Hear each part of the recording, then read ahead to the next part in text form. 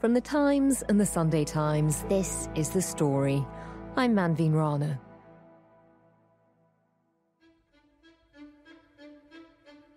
Just over a year ago, Rachel Reeves, the first female Chancellor of the Exchequer, was making history, unveiling her first budget amid triumphant cheers. I have made an important choice today to keep every single commitment that we made on tax in our manifesto. So I say to working people, I will not increase your national insurance, I will not increase your VAT, and I will not increase your income tax. Well, that was then.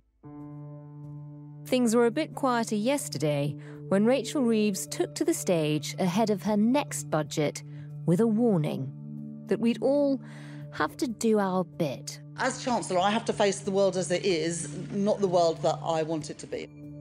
She wouldn't talk about taxes, but the implication was clear. And Rachel Reeves isn't the only one desperately shifting into reverse gear on her economic promises. We want to cut taxes, of course we do. But we understand substantial tax cuts, given the dire state of debt and our finances, are not realistic at this current moment in time. So just how bad is the financial mood music? And is there a glimmer of hope on the horizon for any of us?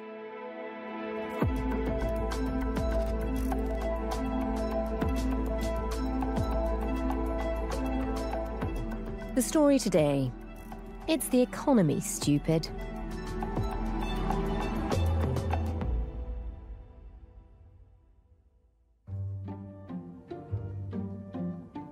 We knew something was in the offing really at the back end of last week. People started talking about a major intervention that Reeves was planning to make, but it wasn't really until yesterday that those plans got firmed up and we got told about a slightly unusual early morning press conference in Downing Street.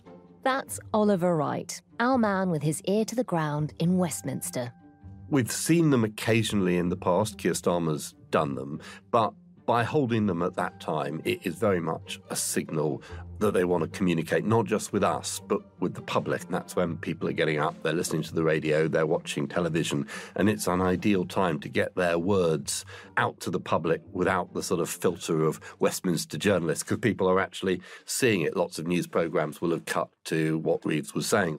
It does seem unusual. You know, previously, in the run-up to budgets, chancellors tend to keep their cards quite close to their chest. The little red boxes is where all the secrets lie.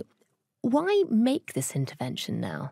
I think they'd thought quite hard about it. If you talk to people in both the Treasury and in Downing Street, they say they have to set, and I hate this phrase, but a narrative to this budget. They have to explain to people what they're doing before they actually get there on the day and announce what we all anticipate will be quite significant tax rises. They want to make the argument and try and win the argument now that the reason why they're potentially breaking their manifesto pledges isn't their fault, and to argue that several things are to blame. The war in Ukraine, the need to increase defence spending. Donald Trump's tariffs have played a part, that the economy is less certain, and that has weighed on growth.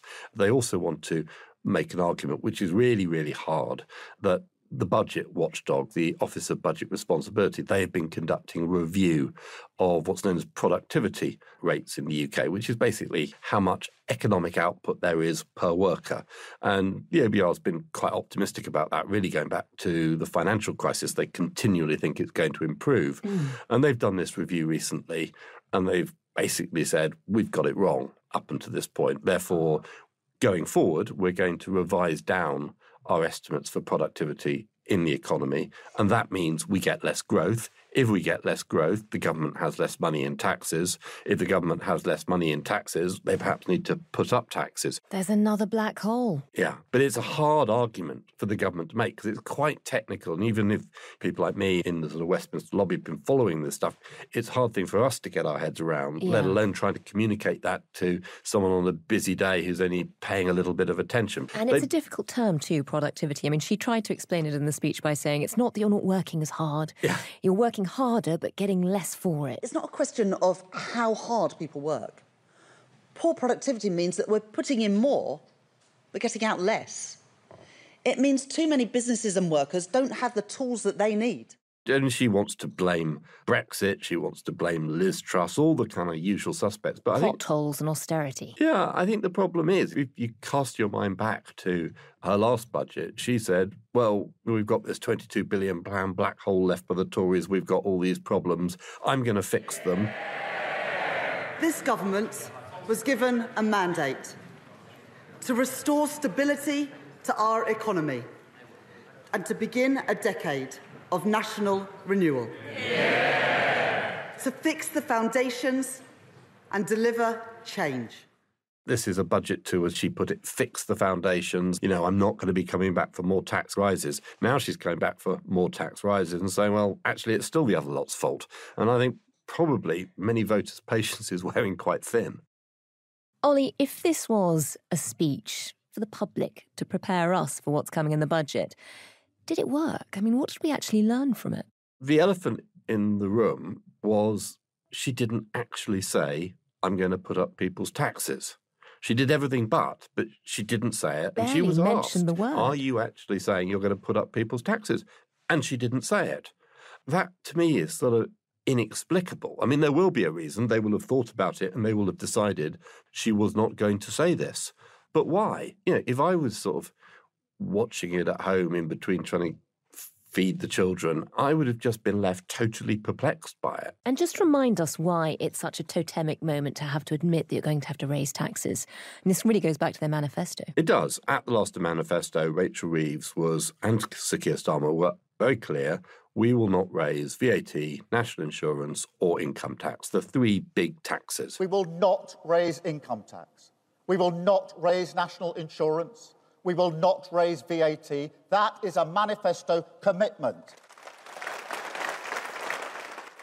And a manifesto, as everyone knows, is your programme for government. It lasts throughout the 5-year term of your government. That's what people who are trying to decide where to cast their vote, that's where they go. And, you know, there is an expectation that manifesto pledges are kept to, except in really special circumstances that the public can understand. So, in a way, the speech today was trying to make the argument, these are really special circumstances, you need to appreciate what we're doing, and that's why we're going to raise your taxes.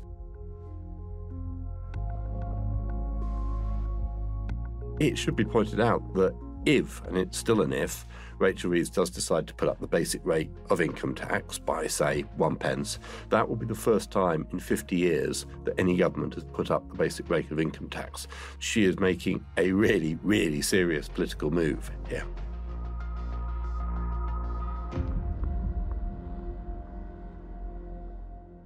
As you say, she didn't actually talk about taxes in that speech. So if it was about preparing us, it probably didn't do a very good job of it. The closest we got was a phrase where she said we must all do our bit. From that, it's really hard to tell, as you say, whether that means the basic rate, you know, the poorest in society, the people on the lowest income will also have to pay higher taxes, or if it's going to be sort of at the top end. Really hard to tell. It is. I thought that was quite a significant phrase. You always have to remember that these speeches have been gone through with a fine-tooth comb and people largely don't say things they don't intend to. And, you know, I can see the reason why she might want to raise taxes for everyone. I mean, if you look at the numbers, if you put 1 pence on the basic rate of income tax, you raise £8 billion.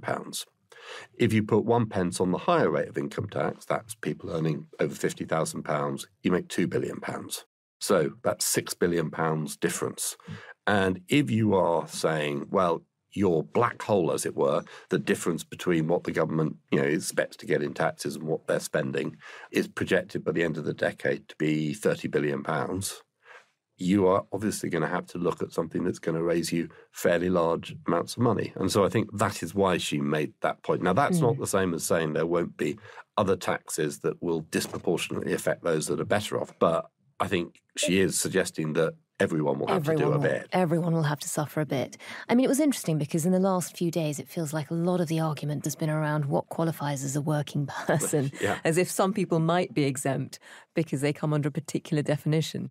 I mean, I think largely, under Labour's definition, a working person is someone who is a basic rate taxpayer. But, they've contradicted themselves because Starmer, when pushed, said, well, is a head teacher a working person and he earns more than £50,000? And he says, of course. So, I'm not really sure where it takes us. I think the sort of basic principle behind what the government is doing is that those people who have more money pay more and those people who have less money pay a bit. But there's another sort of wrinkle to all this. If you look at all the polling, everyone wants the government to basically go after what they would see as the super rich. But Reeves is well aware that this is a group of people who already pay pretty large amount of money in tax, but are also far more mobile than your average citizen. Yeah. They can go elsewhere. And the danger is that while some might decide to stay and pay the extra tax, others might just think, you know what, I've had it with the UK, I'm going off to Dubai. And if they do that, the government loses the entirety of the revenue that they were getting from that person. So there is a sort of balance there. Ollie, you're having a lot of conversations all the time in Westminster, across Whitehall. What are you hearing about what she might actually do in the budget, apart from the potential income tax rise across the board?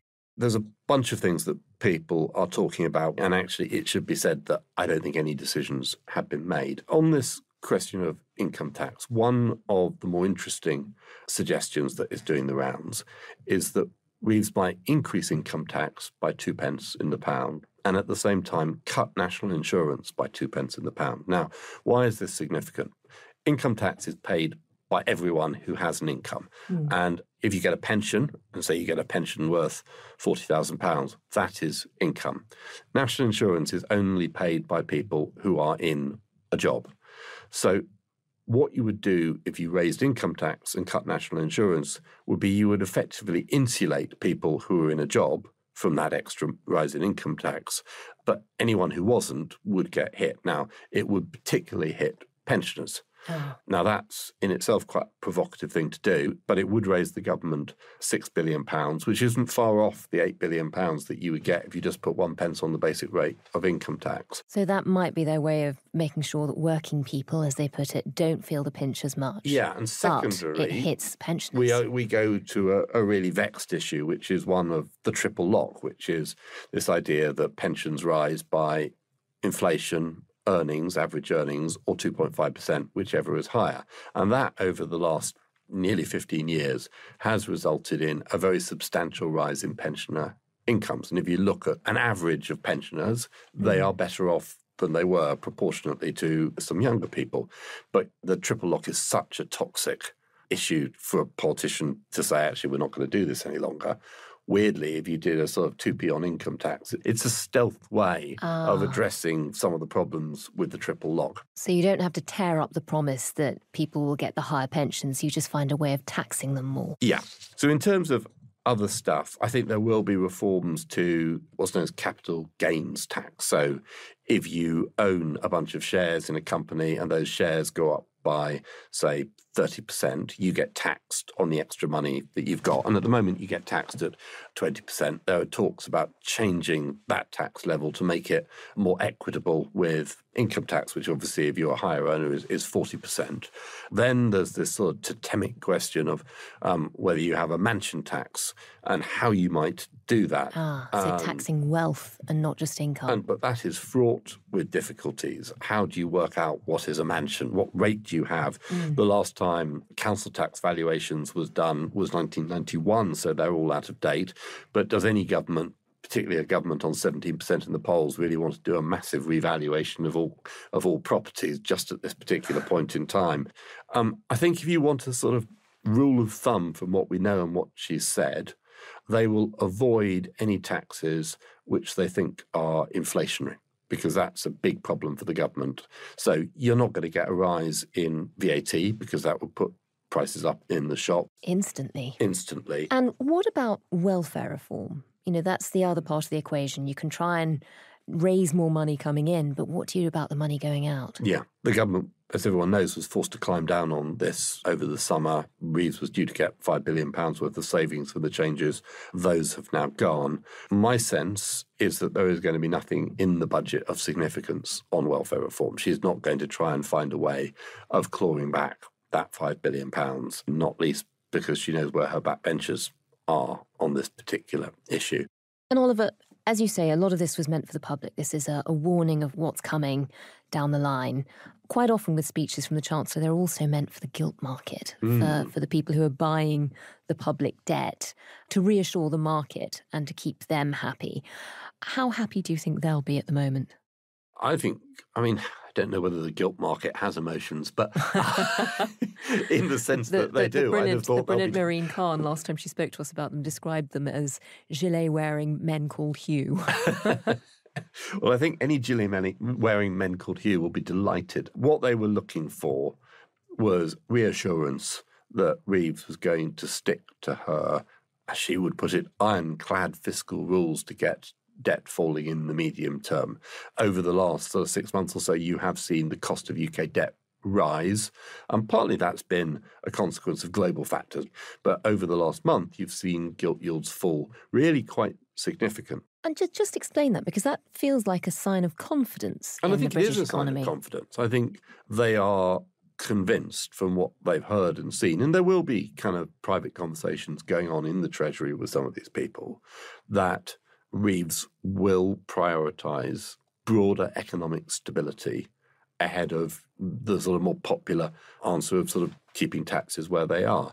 And I think if you talk privately to people around Reeves, they're making a gamble.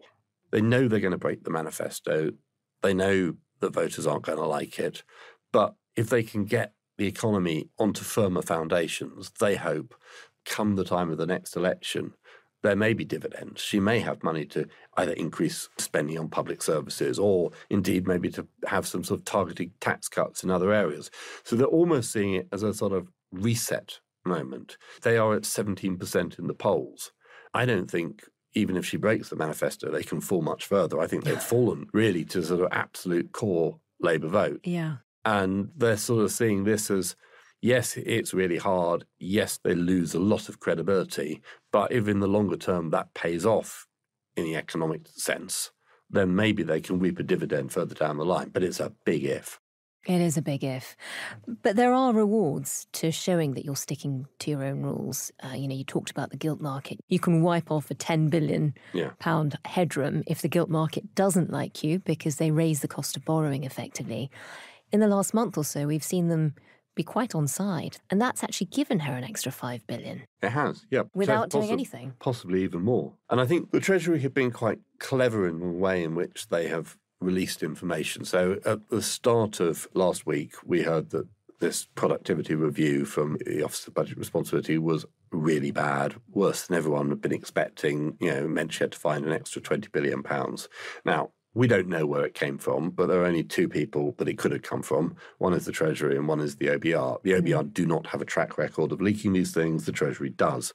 Interesting. They put it out themselves. Why would the Treasury want to leak that particular figure when? Why would they? Because they didn't just have that figure. So at that point, they had all the OBR's projections, not just the productivity review, but also they're going to be looking at things like growth, where the last time they did this in March, they were very sort of pessimistic on UK growth. And actually, since then, the economy has grown faster than they would have thought. So you would expect they're going to upgrade their growth figures at this time round.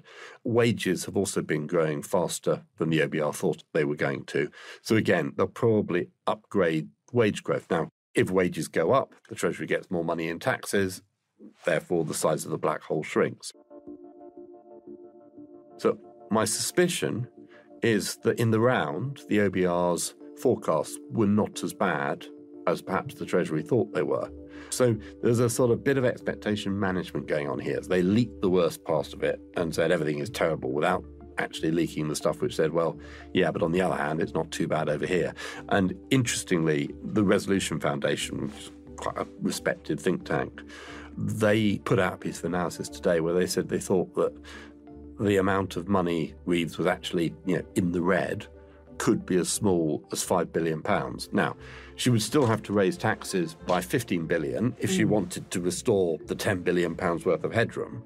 But, that's still a lot smaller than the 20, 30, 40 billion that have been sort of floating around over the last few weeks and months. We just don't know how big that black hole is going to be. No. Ollie, you've been telling us about how Rachel Reeves is trying to prepare the ground for a U-turn on her electoral promises. She's not the only one. This week, we have seen Nigel Farage deliver a pretty extraordinary speech. There's a brilliant Tom Peck sketch of it in the Times. There is. It's well worth reading. And well worth reading. Under the headline, at times it felt like Nigel Farage was even boring himself. Yeah, this was new, serious, Nigel. People may or may not remember, but Reform went into the last election with a bunch of policies which, I mean, no one really could see how they added up. They were talking about spending increases and tax cuts, and, I mean, it was Liz Truss writ large. But I think the most innovative policy that we've put out in here is to raise the level at which people start paying tax to £20,000 a year. Why? Well, number one, it would take 7 million people out of the tax system altogether. Cuts to personal tax, £70 billion a year. No one would pay any income tax if they earn less than £20,000 a year. Large cuts to stamp duty, large cuts to inheritance tax, cutting corporation tax. I mean, right across the board, Wow. They were cutting it. Slash and burn. Yeah, pretty much. But, they weren't getting that much scrutiny because nobody thought they were going to be the next government. But if you look at the polls, as a snapshot, they suggested there was an election today, Reform would be nudging getting a majority. So I think there was a sort of sense that they needed to insulate themselves. They needed to have policies that broadly added up if they were to be taken seriously. So what he was laying out was he was saying, yeah, I do want to cut taxes. I do have this aspiration, but we're not going to be irresponsible. We are going to cut spending to fund our tax cuts. And until we've cut the spending, until we've got the savings from those spending cuts, we're not going to cut taxes. So he's put the party onto a sort of, weirdly, a kind of more normal political party footing. What he is pledging really, frankly, ain't that different from what Kemi Badenoch and the Tories are proposing. Actually, arguably, Kemi Badenoch in her conference speech went a bit further than Nigel Farage with this promise to abolish stamp duty altogether. Conference, the next Conservative government will abolish stamp duty on your home. I thought you'd like that one. Even Farage isn't even promising that. But Reform has turned into a much more Thatcherite, right-of-centre political party after yesterday than it was the day before.